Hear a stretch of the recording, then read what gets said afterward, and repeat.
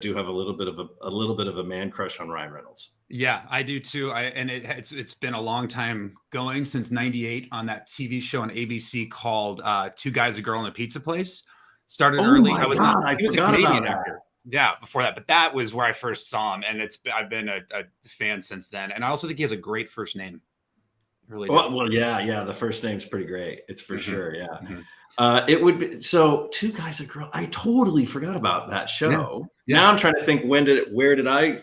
Not that I met Ryan Reynolds, but where did I first meet Ryan Reynolds? And was it Van Wilder? Was it? I'm trying to think of his career arc. I think it was It might have been Van Wilder. Yeah. And the biggest regret I have, if you're a fan of the Internet Movie Database, the best website in the world, I'm a movie buff. I'm not a sports buff. I'm a movie buff. There was a rumor for a long time that they would remake Fletch, that originally starred Chevy Chase in the 80s, and that Ryan Reynolds would be Fletch. And I thought that would have been the most perfect casting ever. It didn't happen. John Hamm got the role, and it's out now. It's a different Fletch. Oh, I didn't. What I did see recently is Deadpool 3 bringing back Hugh Jackman as Wolverine. Yes. And that's my other dude crush. Like, both of those guys are just the best. Well, I think Ryan Reynolds is a great recruiter. Look, he just gave Hugh Jackman a job, right? I mean, because that's what Hugh Jackman needs. That's what he needs. Yeah. I mean, what has he been doing this whole time? Not the Marvel Cinematic Universe, that's for sure. He's just sitting around enjoying his money. Yeah, exactly. Oh, those good. I do have a whole thing of Aviator gin sitting in the cabinet in there. I have not opened yet because I'm not a big gin drinker, but I was like, I like Ryan Reynolds. Maybe I'll like his gin. Maybe I'll like his gin and his cell phone service and his football team, his football club in the UK, and his new Creative Ladders organization. Yes. Oh my God, the dude's on fire. Well, look, we'll get started here, but we're going to circle back to Ryan Reynolds for anybody who doesn't know why we're talking about him. I think we come back and talk to him about it. You ready to get this thing started? Let's do it. All right, here we go. I get to hit the button.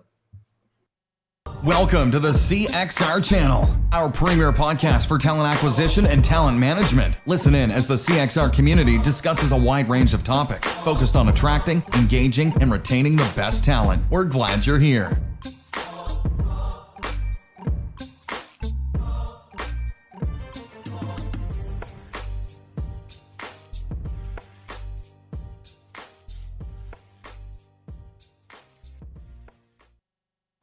Welcome back to the show, return watchers and listeners, and hello to our first-time folks. I'm Chris White. I am the president of Career Crossroads. I am the host of our recruiting community podcast.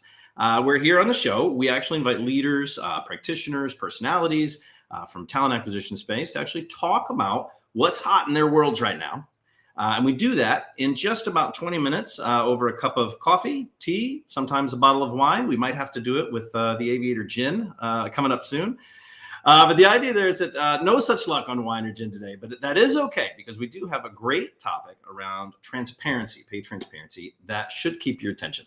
So if you are dialed in live with us today, please feel free to take advantage of the chat stream. You can ask questions. You can include your own comments as we go along. I will do my best to call those out and highlight your thoughts and your contributions. So for those of you who may not know, CXR is a community of just over 5,000 recruiting professionals from around the world who work at organizations that hire an average of between 2,000 and 200,000 people a year each. Now, at Career Crossroads, we connect those members every single week in our forums, local dinners. We do online workshops, virtual roundtables, live meetings, leadership summits, etc. So for today's conversation within that community, I'm excited to welcome a first-timer to the show, Ryan Batty, who is the VP of Marketing over at Indeed. Ryan, I'm going to hit some buttons here. I'm going to pull you in. Welcome to the show. Hey, Chris. Thanks for having me. It's really, really good to be here. Hey, everyone. So, Ryan, for those who don't know you, why don't you give us sort of a quick escalator pitch on who is Ryan and why should we give a damn what Ryan has to say today? That's a great question. I often ask that myself.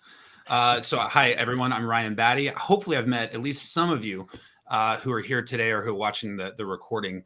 I've been in this space for about 10 years. I joined Indeed about 1 year ago, and I oversee marketing at Indeed for the work we do with larger companies with more complex hiring needs. So everyone who's here today, you're that size company that we're working with and that my team thinks about every day. So it's we call it enterprise marketing, but really it's about larger companies with more complex hiring needs. You have an ATS, you have a recruiting team, things like that. And we oversee a lot of the things that you might see, emails, websites, the FutureWorks event coming up, and our engagements in multiple markets, working with other teams. So it's a real thrill for me to be in this space.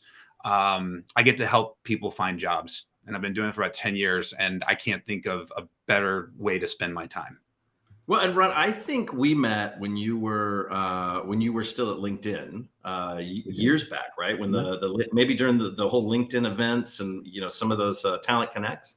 Absolutely, with multiple Talent Connects and also different industry events, and just talking with your team at Career Crossroads. Love what you do and always have. And that's not a plug. I think people here know that already, but I think you are focused on doing what's right in this industry, and loved having you as part of those events there and seeing you there, along with folks like Stacy and Google Dave and Ed and Lars and everyone else at the time. So. It is so. I know this is not what we're supposed to be talking about, but it is nice to see some of the events sort of making a comeback. I know we'll talk a little bit about Indeed, FutureWorks, but at the end here, but HR Tech just finished up and reported to have roughly 8,000 people at it, quite a bit different than last year. So we are returning to that hugging space, that the getting into real live meetings again, and I think people are just excited.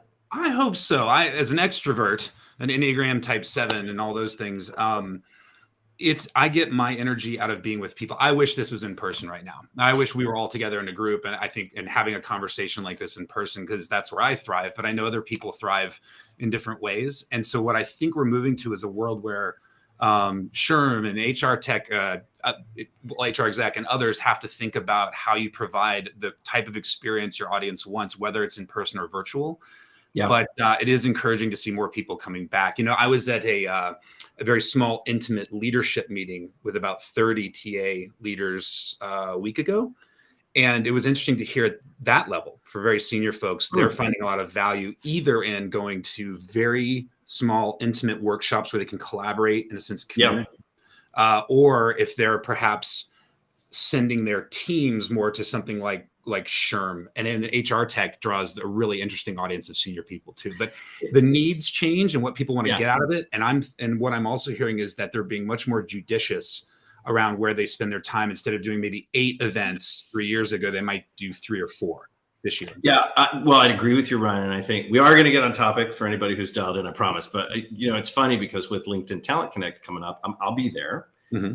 It's in Southern California. I'm going to be there. And I sent a note. We got about 130 heads of talent in our membership. And I sent a note and said, I'm going to be there. You're going to be there. Let's grab a drink. Let me buy you a nice thing of wine. It'd be good to see your face. And I think maybe 2 came back and said they'd be there. Another 4 came back and said, I'm not going, but someone else is going. And then almost everyone else who responded, Ryan, said, our budget got killed. No travel. Like the travel budget got killed. Not all the other budget necessarily, or at least yet, but the travel budget got killed. And it is an interesting sort of balance, because now we got people dying to get back and the budgets are getting locked up for fear of, maybe what's around the corner. That's right. No, I've heard that myself. And I think that plus the fear of a spike in COVID in the fall, and all the uncertainty in the economy. I've never seen so much change happen so fast, so big as it's happening now. And I think companies are right to be cautious around their spend. But, as a marketer, and I understand TA and marketing, recruiting, marketing, HR and marketing often share that I guess common challenge that it's our budgets and our travel budgets that often are looked at first in these situations. But I think ultimately, if companies like Indeed, LinkedIn, Glassdoor, Zip, and others are providing something of value, not just a fun time, that hopefully people will see that there's some ROI in spending time. Whether it's online in person. We're not just signing up for a boondoggle, is that what? Exactly. There might be some boondoggling in there, but it's not a boondoggle. There could be. Okay, so look, Ryan, let's jump in. The topic we told everybody we were going to talk about, and we eventually get through, is pay transparency. Right. And Indeed took a stance, which I am impressed with, but Indeed took a stance. And before we talk, we'll just jump right in. They're throwing salary ranges or pay ranges on job postings. And before we just jump into sort of the nuanced piece of that, can you give us a little background on like why? I know it's important. We're talking about pay transparency. We've got legislature coming up. We're seeing it in different states and some cities that are getting passed. But why did Indeed sort of draw a line in the sand and say, pick a side? Mm-hmm. I think it's important to like acknowledge the fact that the genie's already out of the bottle here. It's not necessarily that Indeed is forcing the issue. I think what we're trying to do is, well, I know what we're trying to do is make this change as easy as possible for job seekers and for employers. What's interesting about this, to me, having been in this space for about 10 years, is that this is actually not new. It feels to me like it's more of the pandemic and digital transformation and social injustice and all the things we've been through the past couple of years that brought this, like, it's forced us to really confront this for the first time. There's been a lot of talk. There's been some starts and stops around this, but I can say, Glassdoor, Indeed, LinkedIn have all been in this space for a while and trying different methods for it. And none of them have been perfect, for sure. Okay. But I think if you go back 5 years, 6 years, you saw this on Glassdoor, you saw this on LinkedIn, you saw elements of this on Indeed. But as a result of the last couple of years and what we see happening in legislation, not just in the US, but around the world, is this is coming, this is happening. How do we help our job seekers and our customers deal with this in a way that's going to, like, acknowledge that change is hard, and this is hard, but also make sure that we're doing the right way. That's one way to look at it, and one way we look at it. Another is that Indeed, as a marketplace, we strive to serve well both job seekers and employers. And sometimes, as we know in this space, that sometimes those needs aren't aligned. I know I was raised not to talk about money. And I know as a hiring manager for years at multiple companies, you just didn't talk about salary. It's just not in our... Well, in some places it was against the rules, right? It was against the rules. It was fireable offense at some It's places. Policy, right? Yeah. And what we're seeing now is whether it's a company that has a goal for transparency or an ESG or DE&I goal for pay equity, that they're doing this of their own volition, like you see with Starbucks, for example, or it's because we see these changes coming just in California last week, right? 200,000 employers in California, 15 million workers in the state, much less people who work for companies in the state. This is massive. And so some employers are telling us, look, we don't want to have a piecemeal patchwork of policies state by state. We just need to, like GDPR, we just need to address this thing like Microsoft is doing holistically. We're going to make it a policy. Indeed made it a policy. We publish our pay on our jobs. So if you go look, we do it ourselves because we believe it's the right thing. We're not forcing our beliefs on our customers. We're looking at what job seekers want. We're looking at where the market's going and where legislation is going and try to facilitate this the best way possible. And this is Ryan talking. One of my favorite quotes, Churchill said, I'm going to get this wrong, but it's like, you can take change by the hand or it will take you by the throat. What's challenging, I think, right now is that every customer I talk to, and again, last week I was with 30 or so very senior TA executives from DocuSign, T-Tech, Pepsi, a Virgin brand, CarMax, US Foods, and others. And to a T, every single one of them said, this is the right thing to do. We believe in this. Our company believes in this, but it's hard. And well, there's other issues, right? Like, I'll do devil's advocate on it because I do believe in what you're doing, but I also believe that there can be a little bit of a challenge for some organizations because we've got this issue of pay equity internally, and this issue of compression, right, and making things right internally. I think Vizier, we had them on the show not too long ago talking about a boomerang report where people are leaving, right, and they're coming back a series of months later for a 20-25% pay increase. Because equity internally has just been so broken for so long at so many organizations. That's right. Are you getting pushback, Ryan? Are you guys getting a little pushback from folks who are saying, please don't put these salaries out there because our employees are going to see that we're paying more for new talent than we are for the existing talent? And shame on us, but I understand how it gets there. You know what it is, really? This is my observation, is that the onus of pay equity is being put on the talent acquisition professional.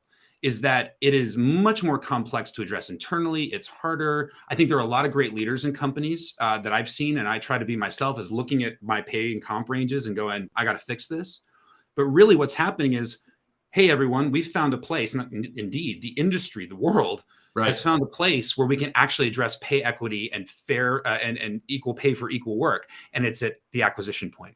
It's recruiting. And so it's the recruiters who are now getting stuck with this, helping. I don't want to say stuck with it. It's probably I think it's actually a great opportunity, but it's hard. And they're picking up the burden, not just for the people they're trying to bring in, but also saying there's people who are leaving and coming back to play that system because we can't fix it internally. So I just want to acknowledge that is hard. And so customers I talk to do say, yeah, this is difficult. Is there a different way to do it? Right now, we're learning along with the market, and we're trying to move as quickly as possible. And we think this is the best way to do it currently, but we are adapting with you for sure. Well, I mean, there are ripples, right? I talked to a leader yesterday, literally just yesterday, who said that they are taking that approach of doing the right thing, but that the comp leadership came back and said, in order to make this right across the board, so not just for new talent, but for our existing talent, it's going to cost them $17 million. Oh. Now, I don't know if that means the CEO is going to take a break from their comp or their extra bonuses, or how organizations are going to handle it, but it's a very real number. And I think that's just one of the ripples, right? Are you hearing the same thing, that it's that, and then it moves into other parts of the organization?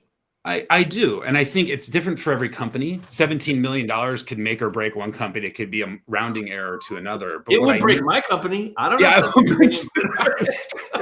know. Throwing large numbers around so easily. Yeah. What I know is that every company is different. Every company has their own unique challenges, even the ones who are at the forefront of this. It's hard. And this is what I'm going back to, the folks I talk to, or what I see broadly in the industry, in the media, and your guests that have been on here before. It's just the right thing to do, and change is hard. And it could cost, it has a cost. But here's what I know universally is that, one, we are competing for great talent.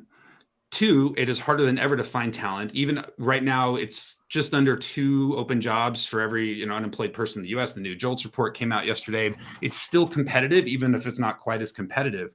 And what we're looking for here is people to apply to our jobs. That's what Indeed is there to do. Yeah. We're here to make sure that if you have a job, we want to get you that right person right away as quickly as possible. And what we know is that on average, we see much more engagement. I be ready. I could just throw stats at you all day long, but I think everyone here has heard them before. But it's true, is that job seekers are far more likely to click on jobs that have salary transparency or pay ranges on them. So it's truly what job seekers want. And you asked earlier about, like, how do we kind of think about this? We put the job seeker at the front of our needs. That doesn't mean we do it at the expense of employers. But if you want job seekers looking at your jobs, that's why you come to Indeed. That's why we put jobs on Indeed. This is what they want. This is the number one thing they ask for when they look at a job and they're assessing whether it's right or wrong. That doesn't mean putting the exact salary on there, but a pay range is going to create much more traffic for jobs and even more applies, which is really what we're trying to get to. Yeah, and I think we had there was a stat shared a little bit earlier. I think you guys say that you're seeing roughly a 30% increase in activity on the job, or a combination of like whatever's defined as engagement, but 30% more engagement on jobs that have that detail up front, right? Yep. I will tell you, Ryan, sorry, real quick, I'll just tell you. So we're doing a little bit of research on our end with our members. So we have 130 companies and brands in the membership. We went with the Fortune 300, where we're just doing a little bit of homework. And as we're going through, we took some people through our members' jobs, and preliminary feedback that we're getting, where we say, well, what could Nike, or what could GE or Disney or any of these other members, what could they have done differently in the post? And some early comments coming back from the people doing the homework is that, man, I wish they would have just put the job salary or wage up front.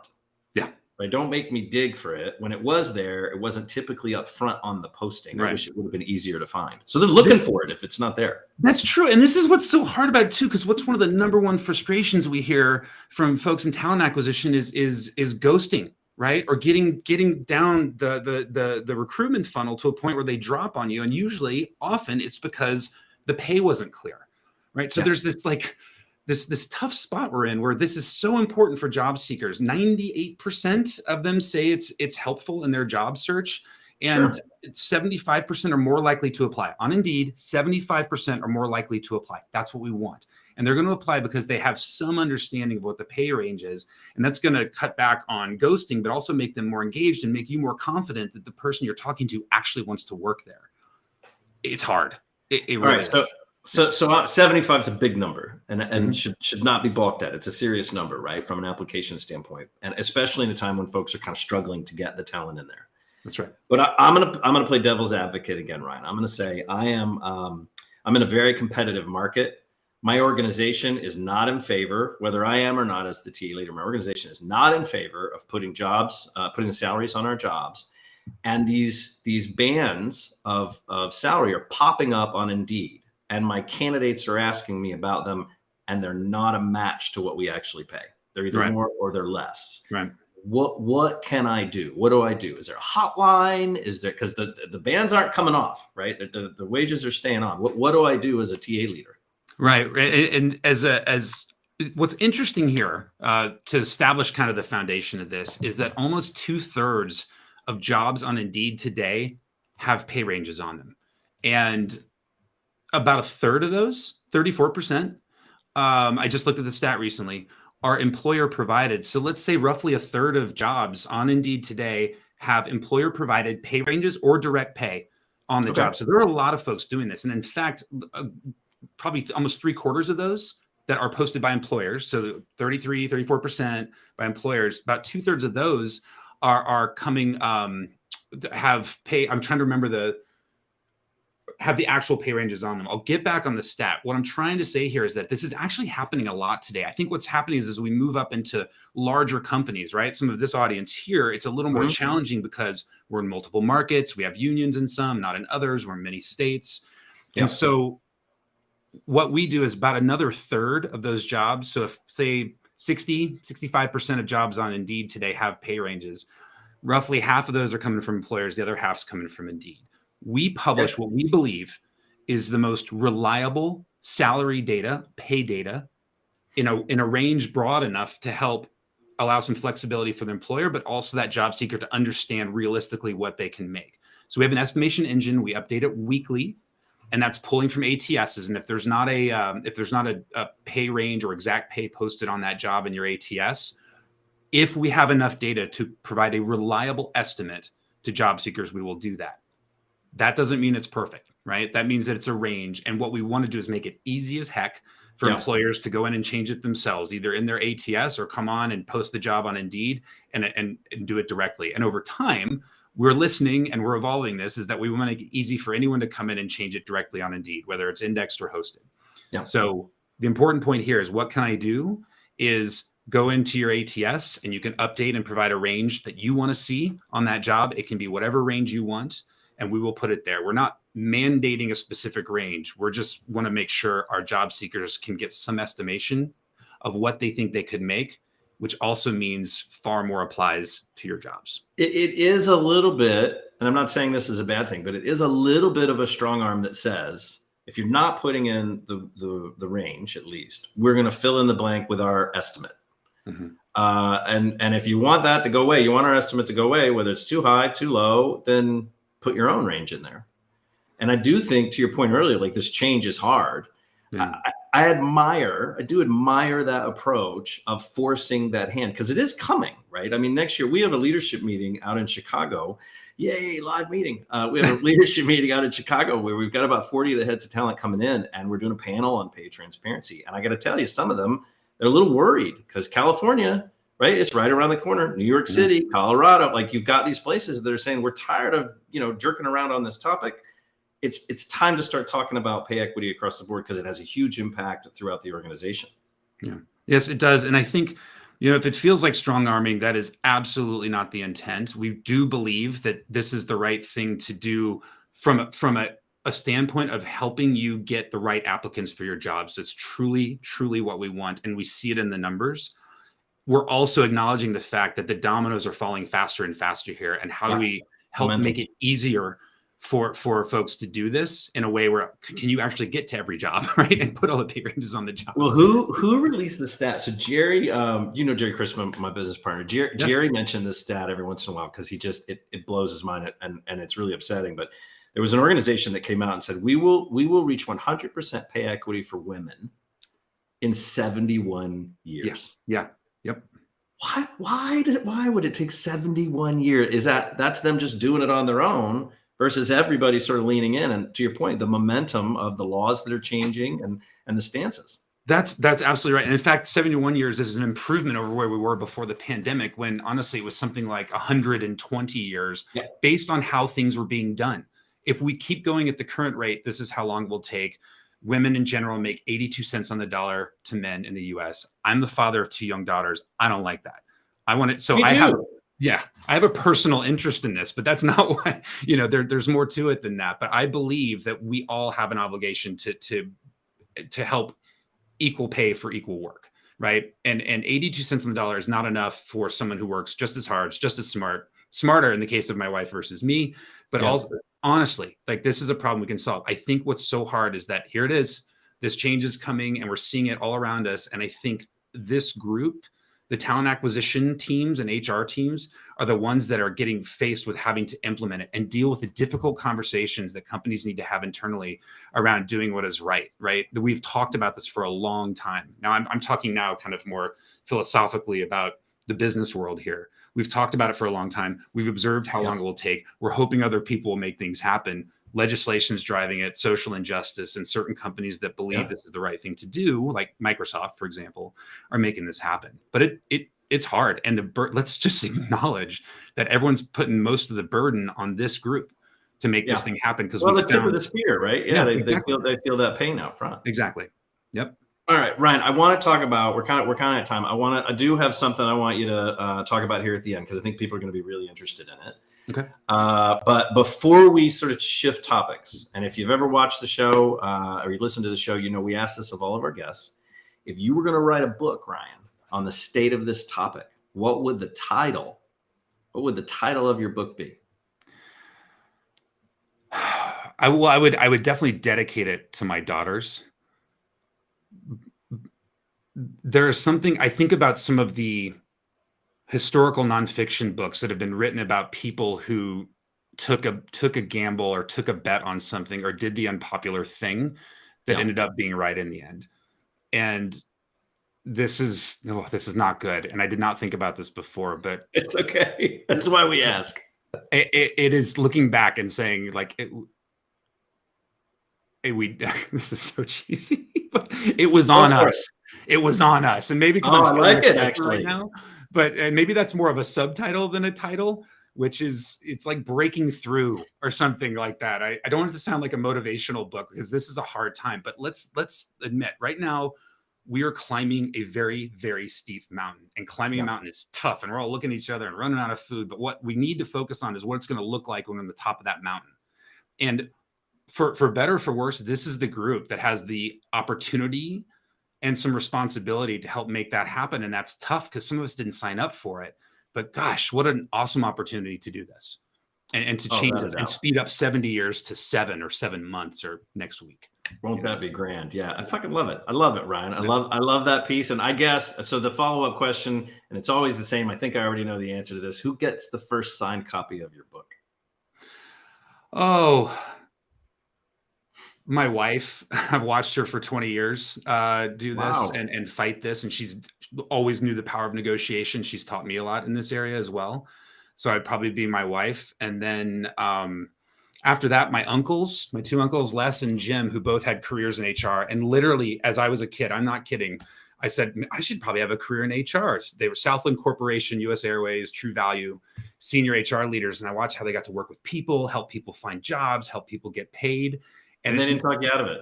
No joke. And they had great sense of humor. I admired that about them too, but they really were helping people. And I believe that as a kid. And it's what's brought back some of this passion for me in the last 10 years since I've been in this space. So I would say my Uncle Les and Uncle Jim would get the next 2 copies. I love that. That's fantastic. All right, Ryan, you got an event coming up. I want to talk a little bit about, let me see if I can throw it up on the screen here. There we go. That's it. And this is where, if we had the digital rights to the music, I would cue the Whitney Houston "And I Will Always Love You" song. being a little bit of a Ryan Reynolds fan, but talk to us a little bit. What's going on with this FutureWorks 2022?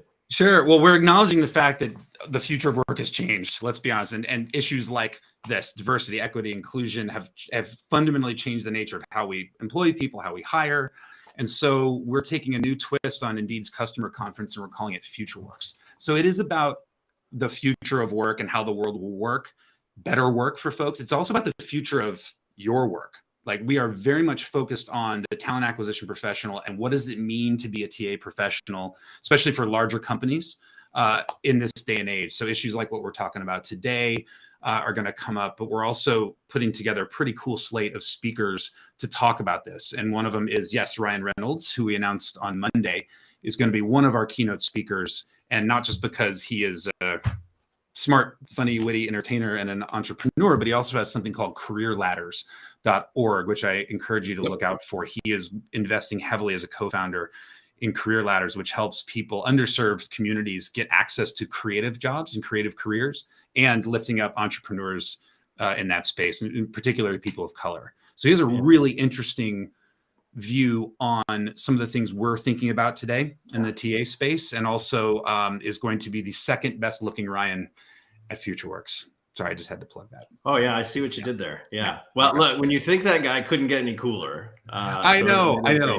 Yes, and we're super excited. We have Issa Rae, we have others too. It's going to be a great session. So both virtually and next week in New York City, October 12th and 13th. Indeedfutureworks.com if you want to find out more.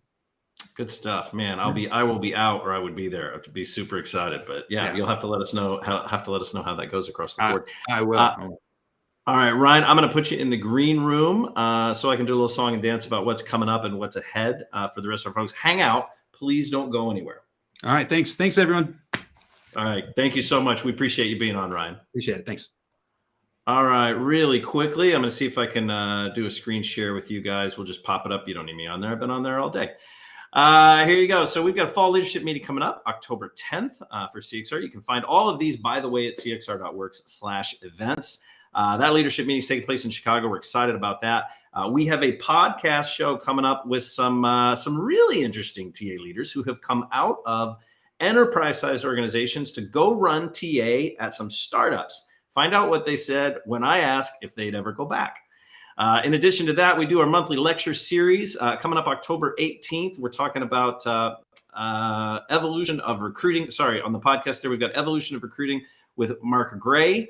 We've got a solution spotlight on October 19th coming up on Paradox. We have a workshop with Kat Kibben. She's been on the show a number of times. She's done a workshop with us before. You're going to love it.